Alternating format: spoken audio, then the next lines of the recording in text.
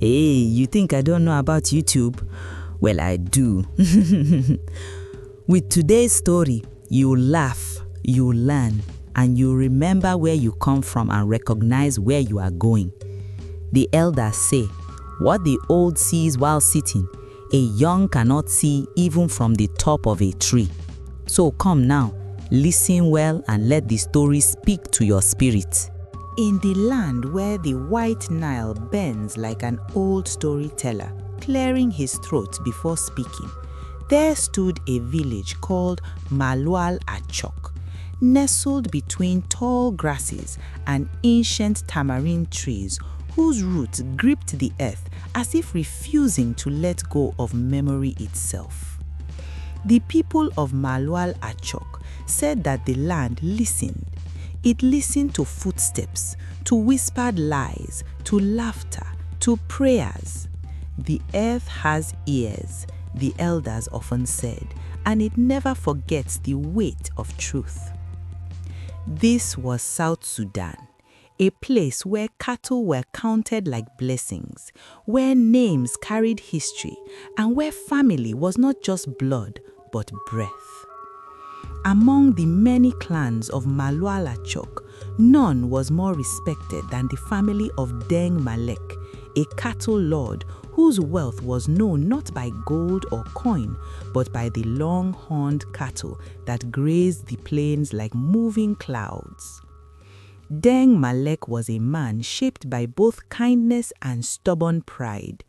He believed that a family, like a tree, must grow straight with deep roots and strong branches, or else it would collapse under its own weight. Deng Malek had 3 sons: Bol, the firstborn, tall and commanding; Kul, the second, quick-witted and restless; and Nyabek, the youngest, quiet as early dawn. Their mother, Abuk Nyabeng, she came from a lineage known not for wealth, but for steadiness. Her father had been a rain caller, a man said to know when silence was more powerful than prayer. From her mother, Abuk learned that a household survives not on command, but on balance. She carried herself with calm assurance, speaking little, listening deeply, and choosing her words with care. When Deng married Abuk, elders approved not because of cattle exchanged, but because she believed she would anchor him. Deng was kind but stubborn, principled yet proud. Abuk softened him without confronting him, guided him without embarrassing him. Many judgments later credited to Deng Malek were first shaped by Abuk's quiet counsel beside the evening fire. Within the family, Abuk Niang was the steady rhythm beneath every movement. She raised her sons knowing they would grow into very different men. To Bol, the firstborn, she taught restraint, reminding him that strength without patience is like fire without a hearth.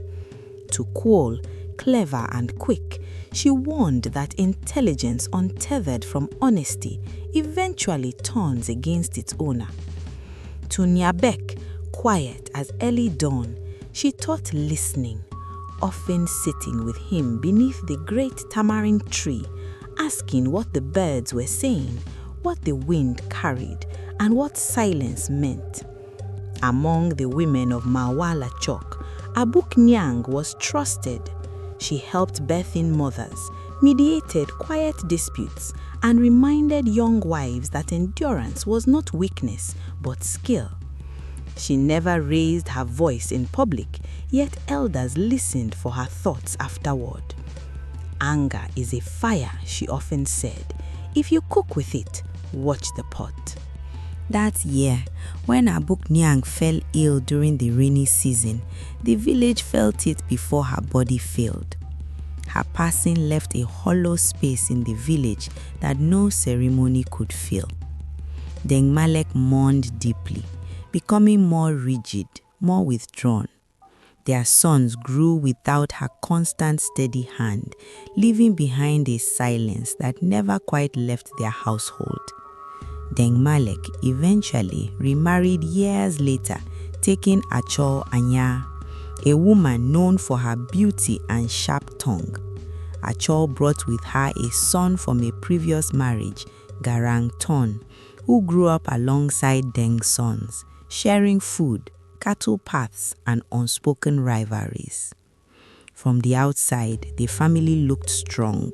Their cattle were many, their granaries full, their voices respected in village councils. But elders know that a calabash may look whole while cracked inside.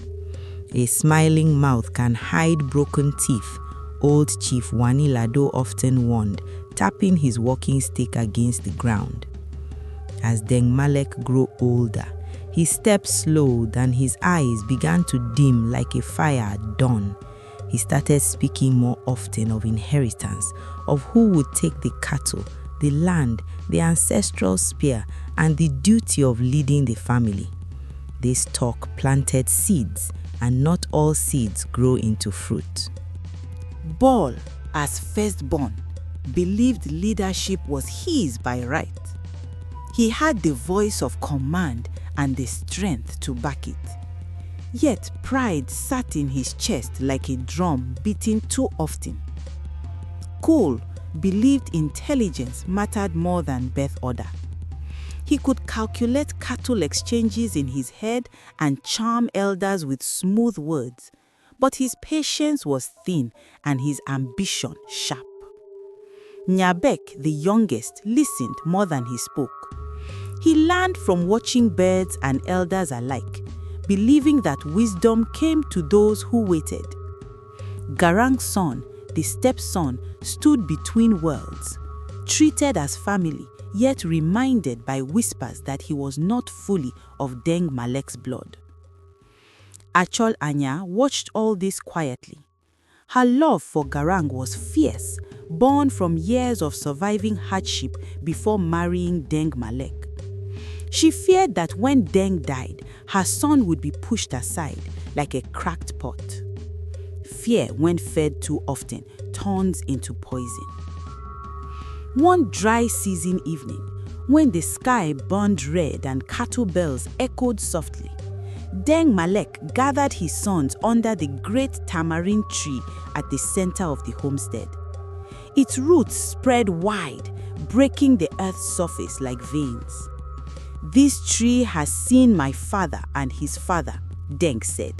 "When I am gone, it will see you too. Listen well." He spoke of unity, of shared responsibility, of how cattle must be divided with fairness, but leadership must be singular. He did not name his successor. A tree does not announce which branch will hold the most fruit, he said. Time reveals it. Those words unsettled the household. That night, whispers crept like snakes through huts. Cole paced, Ball clenched his fists, Achol lay awake beside Deng, and Garang stared into darkness, wondering where he belonged. Soon after, sickness came to Deng Malek. His breath grew shallow, his strength faded, and elders were summoned. They brought herbs, chants, and prayers, but the illness lingered. In his weakness, Deng asked Cole to manage cattle matters, Bol to oversee land disputes, and Nyabek to stay close and listen. This division of duties meant to prepare them, instead sharpened rivalry. Cole began making quiet deals, lending cattle to neighboring clans in exchange for future loyalty. Bol accused him of stealing authority. Garang, guided by Achol, took note of every argument, every raised voice. When elephants fight, the grass suffers, Achol whispered to her son. You must learn when to step aside and when to claim your place. One night, Deng Malek called Nyabek to his mat. His voice was weak but steady. My son, he said, strength shouts, wisdom listens. Remember this when my breath leaves me. He pressed into Nyabek's hand a small carved horn. an old family symbol passed from father to chosen heir. But Deng fell asleep before explaining more. By dawn, his spirit had returned to the ancestors. Wails rose from Malwala Chok, echoing across the plains. Cattle were slaughtered, drums beaten, and stories told of Deng's generosity and stubbornness. During the morning, Achol noticed the carved horn hidden in Niabek's pouch. Her eyes narrowed. Fear tightened into resolve. After the burial, the elders called a council to discuss inheritance. Bol stood tall, declaring his right as firstborn. Cole countered with his service and intelligence. Before Niabek could speak, Achol rose with her voice trembling with practiced sorrow. She claimed Deng had promised her son Garang protection and cattle, warning that excluding him would anger the ancestors. The council delayed judgment, sensing tension thick as storm clouds. That night, deception took root. Achol met Kool in secret, offering support if he helped ensure Garang's future. Kool, seeing opportunity, agreed. Together they spread rumors that Niabek had bewitched Deng to gain favor, pointing to the carved horn as evidence. By morning, suspicion had settled like dust. Bol confronted Niabek, anger blazing. Words turned sharp, hands followed, and blood stained the earth beneath the tamarind tree. Elders intervened, but damage was done. A house divided invites the hyena, Chief Wani warned. The council decided Niabek must leave temporarily to cool tensions. Though innocent, he accepted exile, remembering his father's words. He walked east toward the Nile, carrying only a spear, the carved horn, and his mother's old song in his heart. In Niabek's absence, things worsened. Kool's secret deals unraveled when neighboring clans demanded more cattle. Bol responded with force, leading raids that angered allies. Achol pushed Garang forward, urging him to claim leadership amid chaos. Garang struggled between loyalty to his mother and respect for Deng's sons. A tree with tangled roots cannot stand, he thought. Months passed. Hunger visited Malwala Chok as cattle numbers dwindled and disputes multiplied. Elders argued. Young men grew restless. One night, a fire destroyed part of the granary. Accusations flew. Bol accused Kool, Kool accused Achol, Achol accused unseen enemies. Trust collapsed like a dry riverbank. Meanwhile, Naibek lived among fishing communities along the Nile, learning patience from the river's steady flow. He helped mend nets, listened to elders' tales, and earned respect without demanding it. An old fisherman once told him, "The river cut rock not by force, but by persistence." Naibek carried those words like a shield. When news reached Naibek that Malwala Chok faced ruin, he returned quietly. He arrived during a tense council where Bol and Kool nearly drew spears against each other.